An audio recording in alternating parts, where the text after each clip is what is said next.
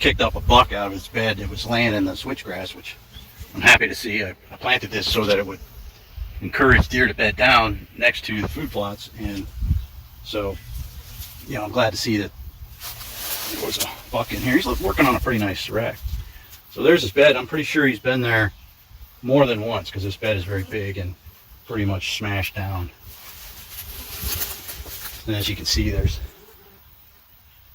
a lot of stuff growing in here. A lot of cover, a lot of food. Wow, look at the weeds. So there's a total food plot failure over here from the food. The only thing that survived in here is the hairy vetch. I'm starting to be a real fan of this stuff. It's not a deer's favorite food, so they kind of leave it alone. But when you spray this thing, it's really getting bad. You got some 5 to 6 foot tall thistles in here. So what I'd like to do is put some brassicas on here later and spray it. But I don't think we should wait until August.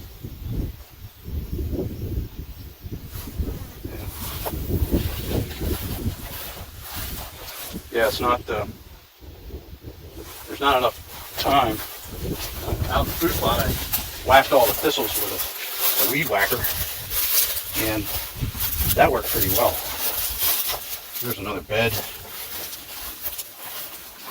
There's 3 beds. There's another bed over there.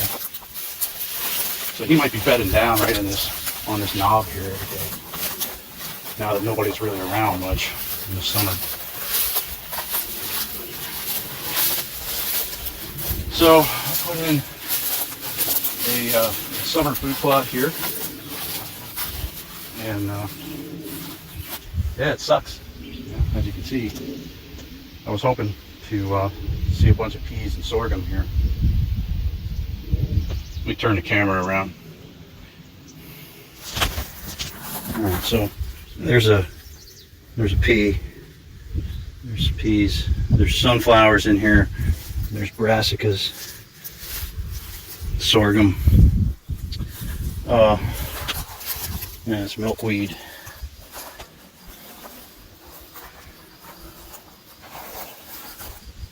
There's the old buckwheat that never grows.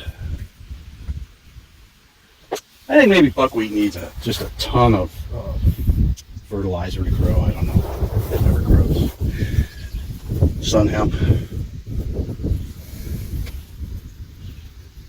More sun hemp. It's only 6 inches tall. So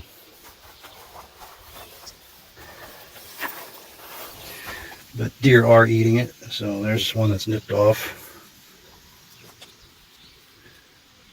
I don't know whether it's deer pressure, dry weather.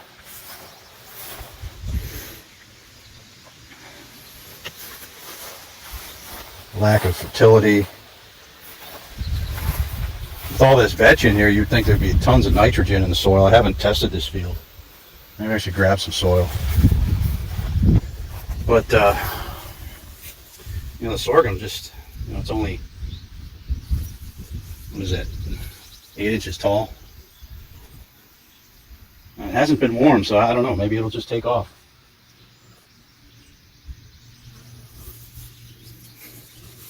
There's moisture here. You know, not a lot.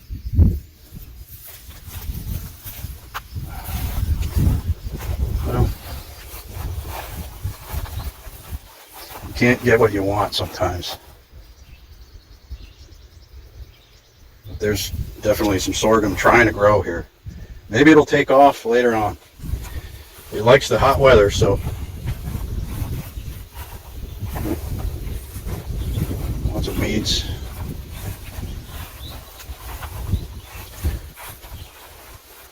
There's 2 different kinds of sorghum in here. Deer squared that one off. There's sun hemp. Let's see, are they eating this? Kind of looks like a deer nipped the tip of that off and then it started to grow back.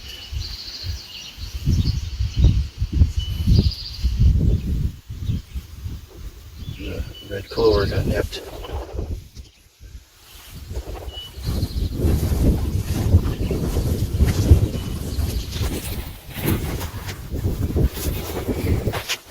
Okay, so anyway,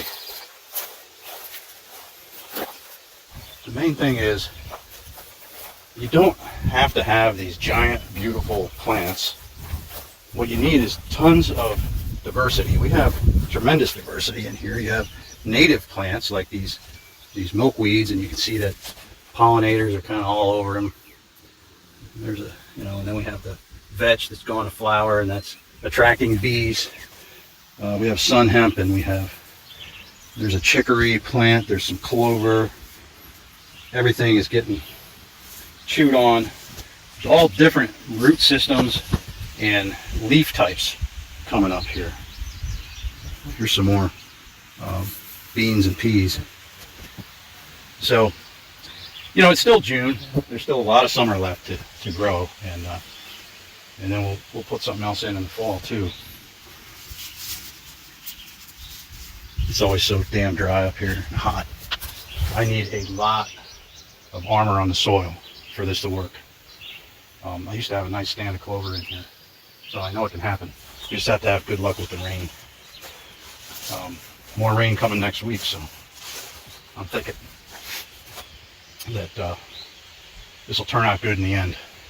One time I planted sorghum in here and it got 8 feet tall, and deer were standing on their hind legs to eat the seeds, and they're bedded down in it and everything. So it'll work. I don't want to have to spend the money and the time to put inputs on this field.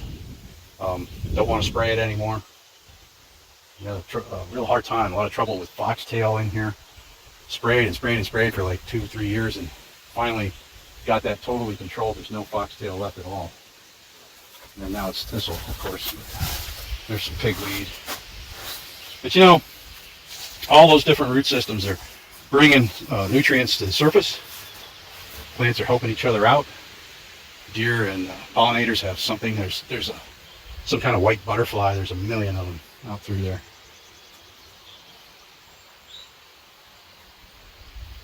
Pretty soon you'll start seeing monarch butterflies, and they'll start you'll start seeing the caterpillars start to breed, and those are kind of interesting.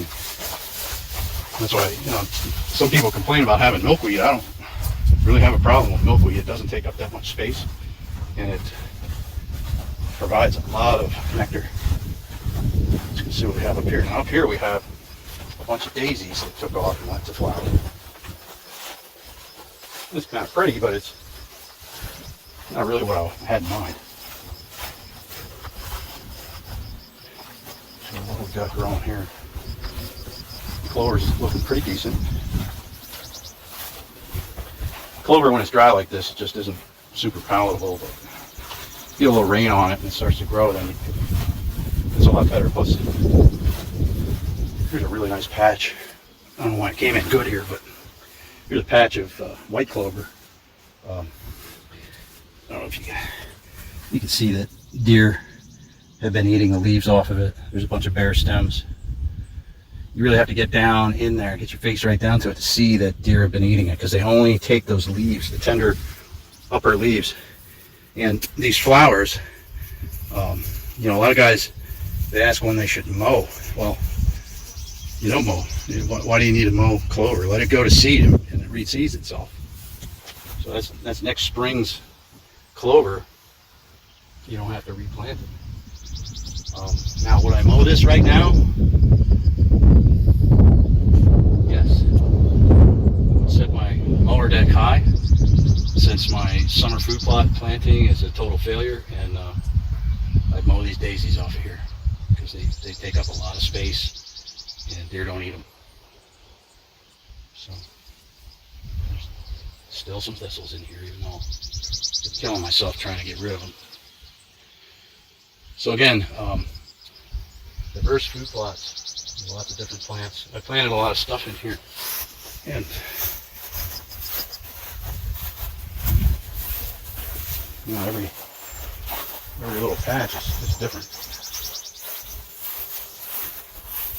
But it's a good patch of food. I mean, deer can eat in here.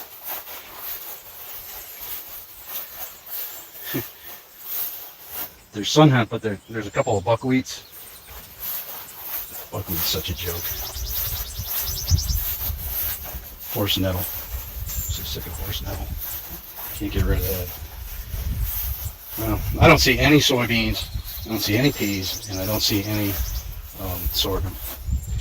Exclusion fence, you know, clover looks taller.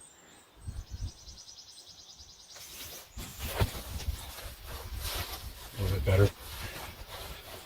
So, I don't know what to do now. Like if I owned a seed drill, I would just take that same seed mix and I would just drill it in again ahead of a rainstorm. But I don't, and it's just too expensive to hire a guy to come up here and do it. I can't pay for it every time. So, man, that's like the third year in a row that I planted a summer food plot here and it just did not grow. It just didn't turn into anything. It might have gotten too cold and it germinated. This is interesting because I'm in the shade and the clover looks way better in the shade. Well, I would say that clover is the clear winner in this food plot. Might as well go with it. So that's another thing, is that you plant a lot of different things. What works, plant more of that. Now right now it's clover, and it's good old hairy vetch. Look at that stuff. I might try some common vetch in here. It's a beautiful flower. It's one of the best nitrogen fixers. So we have clover and vetch in here, putting nitrogen and carbon into the soil. You know, if you care about the CO2 in the atmosphere, the very best thing you can do is keep living roots in the soil as much of the time as possible, if not all year round. Because then you're taking carbon out of the atmosphere, pumping it down into the soil where it belongs. It builds soil fertility, and reduce carbon dioxide. Wow, this clover looks really good. Oh, this is not bad. It's all nipped off. Everything is, you know, again with the mowing, the deer mow it. You don't have to run a mower across this. Why would you? The only thing I would say is, you know, try to get these daisies clipped off and the thistles.